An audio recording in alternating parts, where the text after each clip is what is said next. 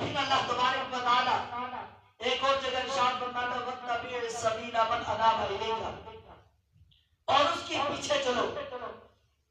وَاتَّبِعِ سَبِيلَ مَنْ أَنَابَ إِلَيَّ، اس کی طرف چلو جس نے رب کی طرف رجوع کیا۔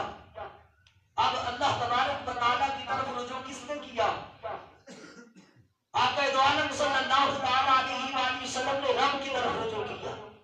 آدم علیہ السلام نے رب کی طرف رجوع کیا، موسیٰ علیہ السلام نے رب کی طرف رجوع کیا، نوح علیہ السلام نے رب کی طرف رجوع کیا، عیسیٰ علیہ السلام نے رب کی طرف رجوع کیا، یوسف علیہ السلام نے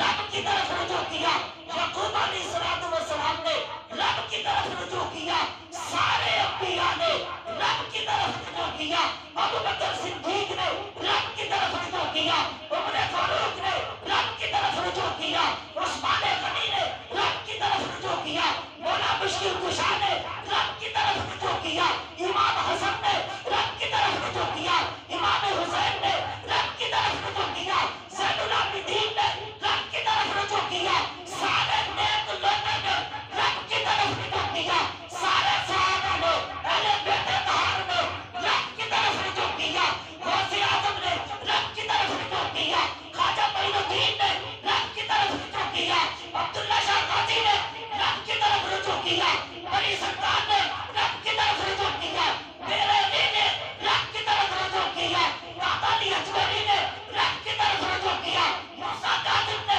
رب کی طرف رجوع کیا، اللہ کے جتنے بھی نیک لوگ ہیں سب نے رب کی طرف رجوع کیا۔ رب کہتا ہے وَاتَّبِعِ سَبِيلَ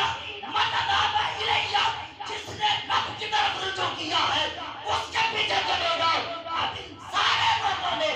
رب کی طرف رجوع کیا ہے، ان کے پیچھے چلتے رہو گے، انہیں کا راستہ سیدھا راستہ ہے، انہیں کا راستہ جنت کا راستہ ہے، انہیں کا راستہ صراط مستقیم ہے، انہیں کا راستہ اچھا راستہ ہے، انہیں کا راستہ بھلائی کا راستہ ہے، انہیں کا راستہ برکت کا راستہ ہے، انہیں کا راستہ رحمت کا راستہ ہے۔ رب نے انہیں کے راستے کی طرف رہنمائی فرمائی ہے، اسی لیے رب نے سورہ فاتحہ کے اندر ہمیں یہ تعلیم دی ہے، رب سے صراط مستقیم کے لیے ہدایت دعا مانگنی ہے، استقامت کی دعا مانگنی ہے، اور وہ راستہ صراط مستقیم کا راستہ ہے۔ سبحان اللہ، سبحان اللہ۔ اور یہ صراط مستقیم کے راستے کے لیے